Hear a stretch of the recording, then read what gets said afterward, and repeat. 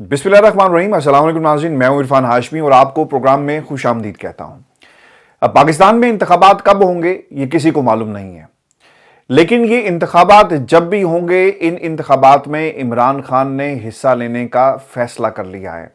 चाहे हालात कुछ भी हों, अदालतों के सामने अब ये सवाल जो है वो इमरान खान ने रख दिया।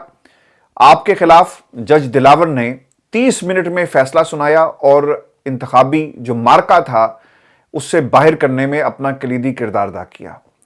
बहुत सारे सवालात उठाए गए जज दिलावर के इस फैसले पर, और जज दिलावर के इस फैसले को जब इस्लामाबाद हाई कोर्ट में चैलेंज किया गया तो हमने वहां पर भी ये देखा कि डिलेइंग टैक्टिक्स अप्लाई गई जस्टिस आमिर फारूक साहब की तरफ से और फैसला बर वक्त नहीं सुनाया गया। कई दिन गुजर गए और उसके बाद जो फैसला सादिर किया गया उसमें भी जज दिलावर के हवाले से ऑब्जर्वेशंस नहीं दी गई। ये जरूर कहा गया कि यह फैसला उजरत में किया गया, गलत फैसला था, लेकिन इन्होंने उस सजा को खत्म करने की बजाय उसे मुअत्तल कर दिया। और उस वक्त पाकिस्तान तहरीक इंसाफ के बहुत सारे हमारे दोस्त ये कह रहे थे कि देखें जी, पहली कामयाबी हमें मिल गई, लेकिन उसके अंदर जो कैच था, जो ट्विस्ट था, वो ये था कि सजा को सिर्फ मुअत्तल किया गया है। और खान साहब जितने भी अपने गवाहों को पेश करना चाहते थे उन्हें पेश करके फैसले को वहीं पर स्टैंड किया जाएगा, यानी इसको बहाल कर दिया जाएगा। ये था इसके अंदर ट्विस्ट। अब हुआ ये है कि इस फैसले के तनाजुर में इमरान खान की सजा मुअत्तल होती है, लेकिन उनकी नाअहली वहीं पर बरकरार रही। अब नोटिफिकेशन नाअहली का जारी हो गया और इलेक्शन कमीशन ने उन्हें इस पूरे खेल से जो है इलेक्शन के बाहर कर दिया। तो अब अदालत का दरवाज़ा खटखटाने का मकसद ये है कि एक तो ये इस नोटिफिकेशन को वापस लिया जाए, और जो इस्तदा की गई है पाकिस्तान तहरीक इंसाफ के चेयरमैन इमरान खान के वकला की तरफ से, वो ये कहते हैं कि इलेक्शन कमीशन ने तोशाखाना केस में सजा के बाद नाअहली का नोटिफिकेशन जारी किया और चेयरमैन पीटीआई को इंतखाबात में हिस्सा लेने के लिए नाअहल करार दिया। दरखास्त में इस्तदा की गई है कि चेयरमैन पीटीआई की नाअहली का नोटिफिकेशन तोशाखाना केस में सजा की बुनियाद पर जारी हुआ, इसलिए इलेक्शन कमीशन ने जो नाअहली का नोटिफिकेशन है इसे मुअत्तल किया जाए, बल्कि खत्म किया जाए। अब इसमें मसला यहां पर यह है कि वकला को चाहिए यह था कि जब सजा को मुअत्तल किया गया उस वक्त ये इस्तदा की जाती कि आप इलेक्शन कमीशन को भी हिदायत जारी करें। चूंकि सजा मुअत्तल हो गई, लिहाजा सजा मुअत्तल होने के बाद वो नोटिफिकेशन उसकी कोई हैसियत नहीं है। लेकिन यहां पर वकला भी जो हैं वो सारे के सारे शहजादे हैं, इन्होंने इस केस के अंदर ये इस्तदा जो है उसे शामिल नहीं किया। अब हो ये रहा है कि आपको अलहदा से इस सजा की मुअत्तली के खिलाफ आप गए, फिर इस नोटिफिकेशन की मुअत्तली के खिलाफ आपको जाना पड़ेगा। उस वक्त अगर ये इस्तदा की जाती और लिखवा लिया जाता और इसे प्रेयर में शामिल कर लिया जाता तो इसके ऊपर भी इस्लामाबाद हाई कोर्ट को जो है अपना फैसला सादिर करना पड़ता, क्योंकि उस वक्त इलेक्शन कमीशन को फरीक बनाकर इन्होंने ये काम नहीं किया। और अब इसका मतलब ये हुआ कि मजीद डिलेइंग टैक्टिक्स जहां पर जज साहिबान और अदालतें तो कर ही रही हैं, वहीं पर कोई कसर इनके वकला ने भी नहीं छोड़ी और इसे उस वक्त प्रेयर का हिस्सा बनाना बहुत ही ज़रूरी था। उस वक्त इसे प्रेयर का हिस्सा जो नहीं बनाया गया। अब दोबारा से अदालत का दरवाज़ा खटखटाएंगे, दोबारा से इस पर एतराज़ लगेगा, दोबारा से तारीख दी जाएगी, फिर नोटिस होंगे, फिर नोटिस होते होते ये मामला कहाँ का कहाँ निकल जाएगा। तो ये वकला जो है ना, ये बार बार इस किस्म की गलतियाँ कर रहे हैं। अच्छा, इन्होंने ना आज एक और भी गलती की है, और ये गलती हमें जज अबुल हसनात साहब की अदालत में नज़र आई, और खैर इसका इतराफ़ भी किया गया जज साहब के सामने। जो वकील पीटीआई के खड़े थे उनकी तरफ से, शराज रांझा साहब की तरफ से, और एक दिलचस्प मुकालमा हुआ है दोनों के दरमियान। जज साहब भी कहते हैं कि मैं प्रेस कॉन्फ्रेंस नहीं कर सकता, जुर्म किया है तो सजा होगी, नहीं किया तो बरियत मिलेगी। जज अबुल हसनात जुल्कुरनैन ने और पाकिस्तान तहरीक इंसाफ के जो वकील हैं शराज रांझा साहब, इनके दरमियान एक दिलचस्प ये मुकालमा हुआ है। अच्छा, अभी शराज रांझा साहब का मैंने इससे पहले नाम नहीं सुना था, और मेरे लिए माइट भी वो जिस पैनल को रिप्रेजेंट कर रहे हैं उसमें से ये तमाम दोस्त होंगे, लेकिन हर केस में हमें रोज़ कोई ना कोई एक नया नाम जो है वो सुनने को मिलता है, और इसका एक असर जो है खान साहब के मुकदमात पे पड़ रहा है। क्योंकि इसमें ये भी मामला हुआ ना कि बैरिस्टर अगर अली जफ़र साहब जाकर इमरान खान साहब के केसेस लड़े होते या ख्वाजा हारिस साहब लड़े होते तो शायद हालात डिफरेंट होते, बाबर अवान साहब लड़े होते। लेकिन होता ये है कि जो भी इमरान खान का केस लड़ने के लिए आगे बढ़ता है तो फिर उसके खिलाफ भी कार्रवाइयाँ शुरू हो जाती है। इससे नुकसान खान साहब के मुकदमात को बहुत बुरी तरह हो रहा है। ख्वाजा हारिस साहब ने एक बहुत ही तगड़ी और मोटी फीस जो है वो ली थी नायब तरमीम के हवाले से, उसके बाद वो मंजर से गायब हो गए। और इसके अलावा इमरान खान के जो दीगर मुकदमात थे उसमें भी उन्होंने कहा कि मैं अपने आप को अलग कर रहा हूँ। शायद उन्हें भी कहीं से पैगाम मिला होगा, क्योंकि उनके मुंशी को भी उठा लिया गया था। फिर अली जफ़र साहब के साथ भी यही मामलात रहे। वो सेनेटर तो ज़रूर हैं, लेकिन आज मैं हैरान रह गया, उन्होंने पानी پر بات کی ہے کہ پانی پاکستان کا کتنا بڑا مسئلہ ہے، لیکن جو عمران خان کو اندر آپ نے رکھا ہوا ہے یہ مسئلہ آپ کو نظر ہی نہیں آتا، اور آئینی طور پر، قانونی طور پر، اور جس محاذ پر سینیٹر علی ظفر صاحب کھڑے ہیں، یہاں سے یہ عمران خان کے لیے کتنے سود مند ثابت ہو سکتے ہیں، یہ سوال علی ظفر صاحب کے لیے، کیونکہ آپ پاکستان تحریک انصاف کی نمائندگی کرتے ہیں سینٹ کے اندر بھی اور باہر بھی، لیکن یہ نمائندگی ہمیں ان کے مقدمات میں نظر نہیں آ رہی۔ اب یہ شاید ان کی اپنی ٹیم کا کوئی حکمت عملی ہوگی، لیکن ہمیں یہ حکمت عملی ابھی تک جو ہے نا وہ فلاپ ہوتی ہوئی نظر آ رہی ہے۔ ویورز، پاکستان تحریک انصاف کے وکیل نے عمران خان کو اڈیالہ جیل منتقلی کی دائر درخواست پر اپنی غلطی کا اعتراف کیا ہے۔ عمران خان کو بتائے بغیر وہ یہ کہتے ہیں کہ ہم نے اٹک جیل سے اڈیالہ جیل منتقل انہیں کیا گیا اور ایک درخواست جو ہے وہ دائر کی گئی، یہ غلطی ہے، اور پھر اس غلطی کا جو ایک پورا نقشہ انہوں نے کھینچا ہے۔ وہ یہ کہتے ہیں کہ اڈیالہ جیل کے حالات سازگار نہیں ہیں، ماحول اٹک جیل سے بہت مختلف ہے۔ اڈیالہ جیل میں 2200 ملزمان کی گنجائش ہے، لیکن 7000 قیدیوں کو رکھا گیا۔ اور پھر وہ یہ بھی کہتے ہیں کہ خان صاحب سے عام طور پر ہوتا یہ تھا کہ جب یہ ملنے جاتے تو آمنے سامنے بیٹھ کر وہ بات کر سکتے تھے، لیکن اڈیالہ جیل میں یہ تمام سہولیات میسر نہیں ہیں۔ پھر اس کے ساتھ ساتھ یہ بھی ایک انتہائی اہم چیز تھی جو خان صاحب کو وہ سہولیات وہاں پر میسر تھی، خان صاحب ورزش کر سکتے تھے، لائبریری موجود تھی، اخبار باقاعدگی سے خان صاحب کو مل جایا کرتا تھا، لیکن یہ تمام چیزیں اڈیالہ جیل میں اس وقت خان صاحب کو میسر نہیں ہے۔ پھر انہوں نے یہ بھی کہا کہ کل میں سپرنٹینڈنٹ اڈیالہ جیل کے دفتر میں بیٹھا ہوا تھا تو میرے سامنے سے 70 ملزمان گزرے، اور پھر انہوں نے یہ بھی کہا کہ میری پوری کی پوری ٹینکی جو ہے وہ لگ جاتی ہے جب میں نے خان صاحب سے جیل میں ملنے جانا ہوتا ہے۔ اور پھر انہوں نے یہ بھی کہا کہ لیکن اٹک جیل میں سماعت آسانی سے ہوتی تھی۔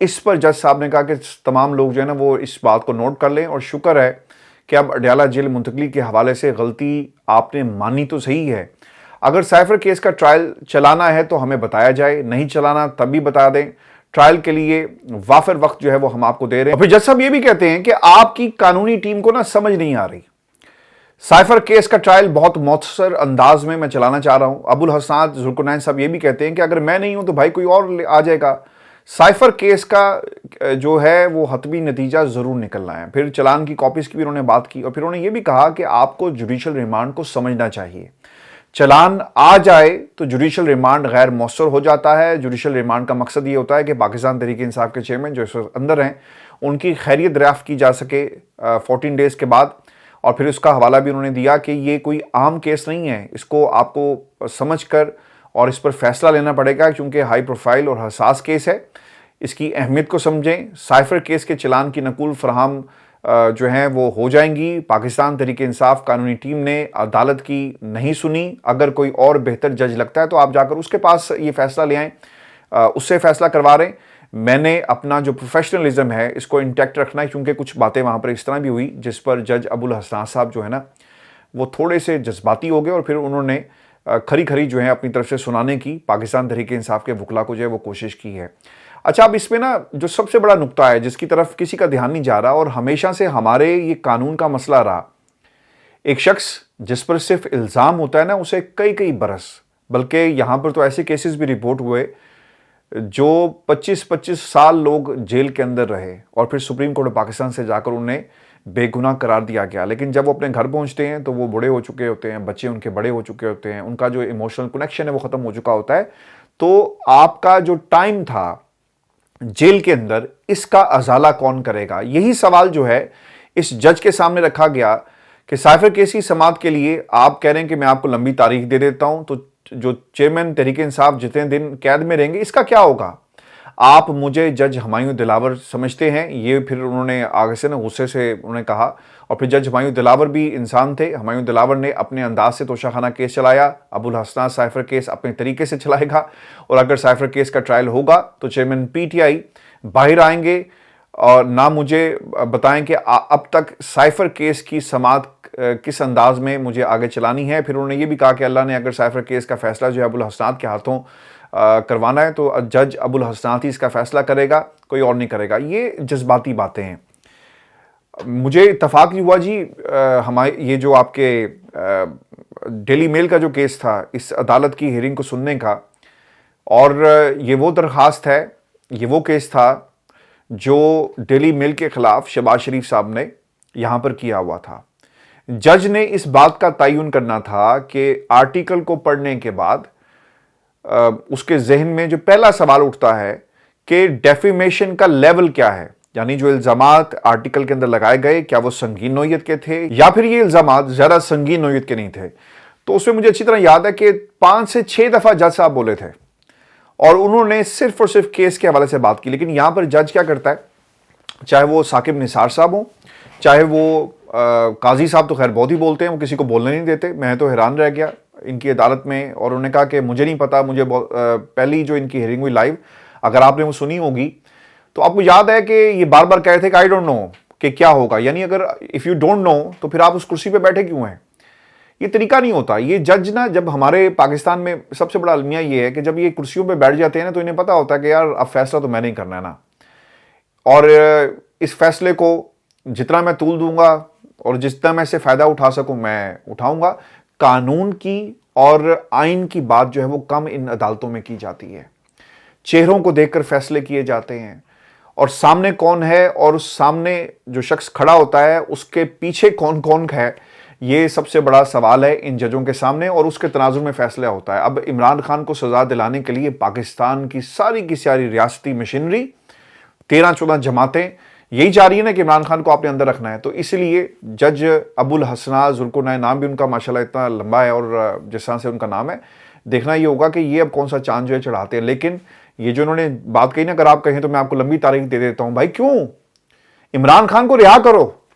अगर इल्जाम है और साबित नहीं हुआ, चालान आपने पेश कर दिया, उसका ट्रायल करो और केस को उसके मंतकी अंजाम तक पहुंचाओ। आपको याद होगा ना कि यहां पर एक दरखास्त चली गई ये जो अल्ताफ हुसैन के हवाले से, तो किसी ने पकड़ा तो नहीं ना, डेट आपने फिक्स कर दी कि फलां रोज जो है आपकी हम इस केस की समाअत करेंगे, और अगर उसमें सजा हो जाती तो फिर गिरफ्तारी जो है वो हो सकती थी। लेकिन उससे पहले ऐसा नहीं हुआ।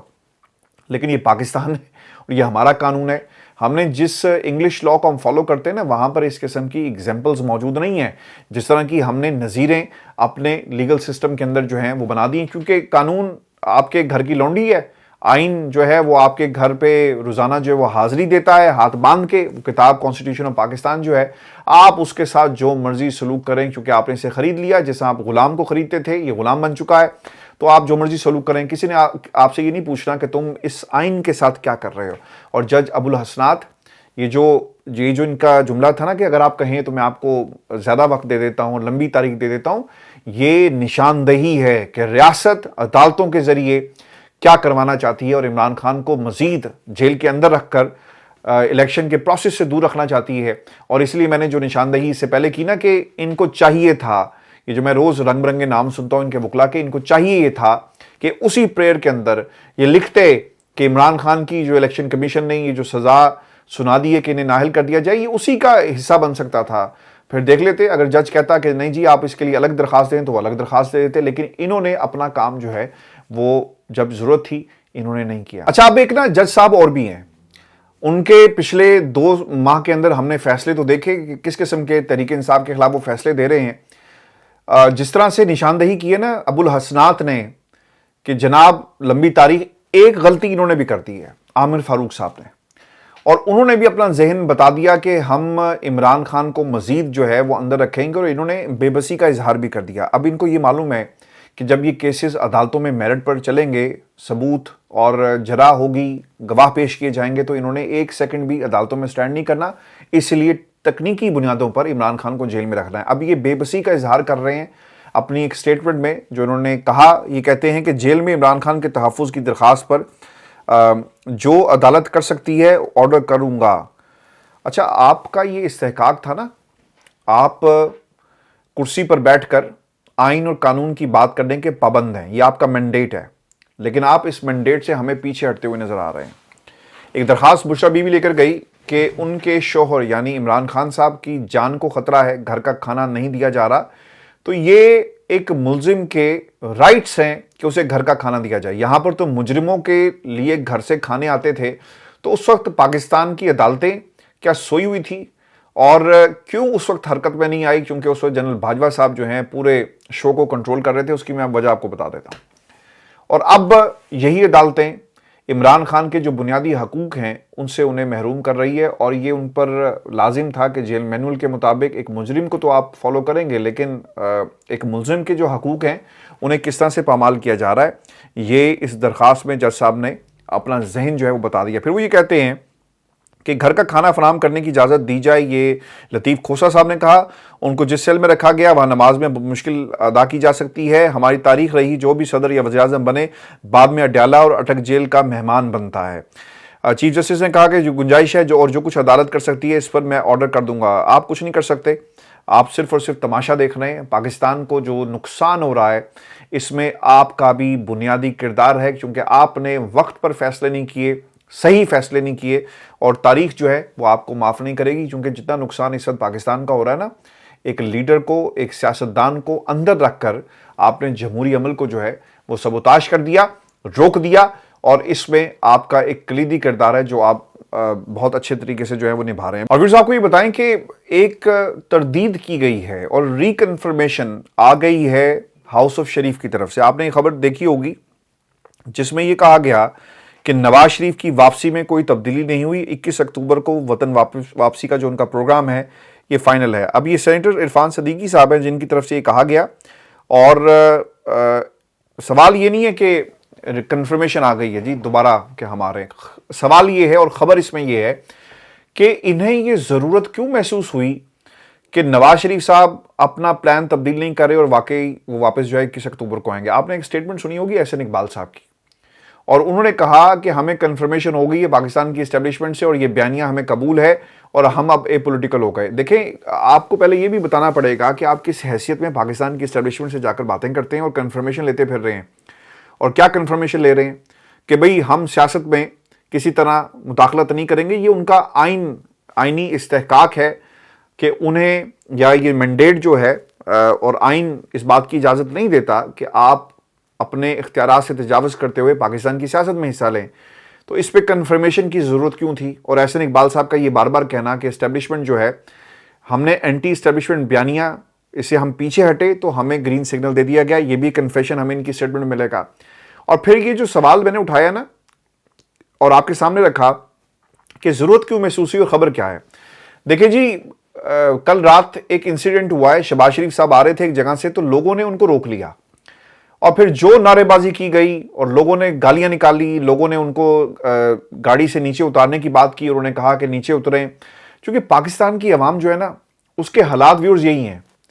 یہ لوگ جو اپنے کارنر میٹنگز میں نام نہاد جو کارنر میٹنگز، اور اگر بڑی ہو جائے تو اسے جلسہ کہہ دیں گے، اگر چھوٹا ہو جائے تو اسے کہیں گے جی کارنر میٹنگ تھی، جس میں یہ جاتے ہیں تو لوگوں کا غم و غصہ ہے جو اب کراس کر چکا ہے تمام حدود کو، اور لوگ اب یہ سوال کرتے ہیں کہ آپ نے 17 ماہ کے اندر پاکستان کی ترقی کے لیے کیا کیا، پاکستان کے حالات کیوں بہتر نہیں ہوئے، غریب کی زندگی جو ہے وہ آج مشکل کیوں ہو گئی، لوگوں کو نوکریاں نہیں مل رہی، جن کی نوکریاں تھیں وہ ختم ہوتی جا رہی ہیں، لوگ پاکستان چھوڑ کر جا رہے ہیں، پیٹرول کی پرائسز جو ہیں جب آپ انکریز کرتے ہیں نا تو اس کا سب سے زیادہ امپیکٹ جو ہے نا غریب پر پڑتا ہے۔ جو روزانہ دیہڑی دار بندہ ہے وہ کیا کرے گا، مزدوری کرے گا، 1200 اتنی ایک مزدور کی تنخواہ ہے پاکستان کے اندر، اور جس نے 1000 روپیہ کما کر جب وہ گھر جاتا ہے تو اس 1000 روپے میں وہ کیا کرے گا؟ کیا وہ بجلی کا بل دے سکتا ہے؟ کیا وہ اپنے بچوں کو، اگر اس کے 3 بچے ہیں، کیا ایک وقت کی روٹی کھلا سکتا ہے 1000 روپے میں؟ جسٹ امیجن کہ کس طرح کی زندگی گزار رہا ہوگا۔ یہ بڑی بڑی مہنگی گاڑیاں یہاں پہ لندن میں نکلواتے ہیں، اور پاکستان کی عوام کو نا وہ منہ چڑھا رہی ہوتی ہیں کہ دیکھو تمہارے پیسے سے ہم یہاں پر موجود ہیں، یاشی کرتے ہیں، بڑے سوٹ پہن کر، اور روزانہ جو ہے آپ نے مریم کے کپڑے دیکھے ہوں گے جو برانڈز پکڑ کر اور جس طرح سے وہ ایک کیٹ واک کرتی ہیں۔ یہ سیاستدانوں کے یہ ایسے رویے نہیں ہوتے، حکمرانوں کے ایسے رویے نہیں ہوتے۔ آپ کو ایک عوامی مینڈیٹ کے تحت آپ حکومت میں آتے ہیں اور آپ اس مینڈیٹ کو جو ہے وہ اس کو تار کر دیتے ہیں۔ تو اس کی ایک جھلک جو ہے وہ پاکستان کی عوام نے شہباز شریف صاحب کو دکھاتی ہے۔ اب شہباز شریف صاحب دل سے، اور ان کا جو گروپ ہے وہ یہ بھی نہیں چاہتا کہ نواز شریف صاحب پاکستان آئے، چونکہ اگر نواز شریف صاحب پاکستان آ گئے تو پھر ہاؤس آف شریف کے اندر جو ہاؤس آف شہباز ہے یہ ہمیں نظر نہیں آئے گا، اور انہوں نے جو الگ سے اپنا گھر بنا لیا، یہ گھر جو ہے ہمیشہ کے لیے ویران ہو جائے گا۔ اور یہ تو کہیں گے نا کہ جناب نواز شریف صاحب نے چوتھی بار وزیر اعظم بننا ہے، اور اب ان کی کوشش کیا ہے؟ کوشش ان کی یہ ہے جی کہ ایک تو یہ بیانات اس قسم کے دے رہے ہیں کہ نواز شریف صاحب جو ہیں وہ پاکستان نہ آئیں، اور حالات ایسے نہیں ہیں. اور میں آپ کو ایک بات یہ بھی بتا دوں کہ اب کچھ دنوں میں آپ یہ بھی دیکھیں گے، عین ممکن ہے جو حالات پیدا ہو گئے اس انسیڈنٹ کے بعد، کہ شہباز شریف صاحب دوبارہ لندن آئیں اور نواز شریف کو دوبارہ ہی حالات سے آگاہ کریں کہ بھائی جان تسی نہیں آنا کیونکہ وہاں پر حالات نہیں ہیں. اور میں آپ کو ویورز یہ بھی بتا دوں کہ اس بیانیے کے ساتھ آپ پاکستان کی عوام کو جا کر دوبارہ منا نہیں سکیں گے. آپ پچھلے 4 برسوں سے بلکہ 5 برسوں سے پاکستان کی سیاست سے آؤٹ ہیں، اور موٹر ویز کی سیاست، ایٹم بم کی سیاست، اور یہ بیانیے آپ کو اور آپ کی سیاست کو جو ہے وہ ریوائیو نہیں کر سکیں گے. اسی لیے اب یہ وہ والا پاکستان نہیں ہے جو آج سے 5 سال پہلے والا پاکستان تھا جس میں آج بھی آپ زندہ ہیں. پاکستان بدل چکا ہے، پاکستان کے حالات بدل چکے ہیں، پاکستان کے ڈائنامکس بدل چکے ہیں. پاکستان اس وقت اسٹریٹجکلی جہاں پر سٹینڈ کرتا ہے دنیا میں، جو لاسٹ جنگ ہوئی ہے یوکرین کی، اور دنیا جس طرح سے 2 بلاکس کے اندر تبدیل ہو گئی، بدل گئی، ہم کہاں پر کھڑے ہیں ہمیں کچھ معلوم نہیں ہے. امریکہ کے ساتھ ہمارے کیا تعلقات ہیں، ہماری کوئی پالیسی موجود نہیں ہے جسے ہم جو ہے فردر لے کر چل رہے ہوں. ہاں یہ ضرور یاد ہوگا لوگوں کو کہ امریکہ کو عمران خان نے ایبسولوٹلی نوٹ کہا تھا، تو اب ہم نے اس بیانیے کو کسی طرح جو ہے وہ ٹھیک کرنا ہے، اور ہم نے اینٹی عمران بیانیہ، چاہے وہ اینٹی پاکستان بیانیہ کیوں نہ بن جائے، ہم نے اب اسی بیانیے پہ چلنا ہے. پھر آپ کو یہ بھی یاد رکھنا چاہیے سعودی عرب اسرائیل کو تسلیم کرنے کی باتیں کر رہا ہے. دنیا بدل چکی ہے بھائی. امریکہ اور اس خطے کے اندر جہاں پر پاکستان جو ہے وہ موجود ہے، انڈیا کی ایک اپنی اسٹریٹجک ایک پوزیشن ہے، چائنا کہاں پر سٹینڈ کرتا ہے. دنیا بدل گئی، لیکن نواز شریف صاحب جو ہیں وہ آج بھی چوری کے بیانیے پر زندہ ہیں، اور یہ کہتے ہیں کہ اگر وہ پالیسیز جو نواز شریف نے شروع کی تھی اگر آج دوبارہ پاکستان کے اندر اگر وہ چل رہی ہوتی تو ہم کہاں سے کہاں نکل جاتے، کیونکہ ہماری پالیسیز پر کوئی اور چل رہا ہے، اور وہ دیکھیں اس وقت ایشیا کی بڑی قوتیں بن گئی ہیں. یہ سب جو ہے نا صرف ڈرامے بازی ہے، ان کی کوشش ہے، اور وہ یہ چاہتے ہیں کہ آخری دفعہ وہ وزیر اعظم ضرور بنے. اور اگر نواز شریف صاحب وزیر اعظم بن گئے نا تو پاکستان کہ جو اس وقت حالات ہیں نا ویورز، یہ 3 ٹائمز نیچے آ جائیں گے. یہ بھی یاد رکھیے گا کیونکہ ان سے یہ چیزیں کنٹرول نہیں ہونی، اور معیشت اتنی بری طرح ڈسٹرائے ہو چکی ہے کہ اب آپ کو کئی جو معیشت دان ہیں وہ چاہیے ہوں گے، اور کئی برس چاہیے ہوں گے، اور وقت چاہیے ہوگا، اور کنسسٹنسی جو ہے چاہیے ہوگی. اگر کنسسٹنسی نہیں ہوگی تو پاکستان جو ہے وہ دوبارہ سے ٹریک پر نہیں آئے گا. یہ نہیں ہو سکتا کہ 17 مہینے آپ نے ایک حکومت کو دیے، پاکستان کو ٹھیک کرنے کے بجائے وہ اپنے حالات ٹھیک کرتے رہے، اور پھر ایک اور حکومت آئے اور نواز شریف صاحب آ کر کہیں گے جی میں ٹھیک کر لوں گا. ان سے بھی نہیں ہونا. پاکستان کو ایک لانگ ٹرم جمہوریت کی ضرورت ہے. 5 سال حکومت کو ملنے چاہیے جو صرف اور صرف پاکستان کی معیشت کے لیے کام کرے، بجلی سستی ہو، پیٹرول کے پرائسز ہونی چاہیے، چونکہ آپ نے کمپیٹ کرنا ہے انٹرنیشنل مارکیٹ میں ڈالر کو نیچے لانے کے لیے. تو یہ تب تک چیزیں صحیح نہیں ہوں گی جب تک کنسسٹنسی پاکستان کی سیاست کے اندر، جمہوریت کے اندر ہمیں نظر نہیں آئے گی. ویڈیو یہ شو تھا آج کا ہمارا، آج تھوڑا سا لیٹ ہو گیا. اپنے کمنٹس بھیجیے گا، چینل کو ضرور سبسکرائب کیجیے گا. اجازت دیجیے، اللہ نے کے بعد.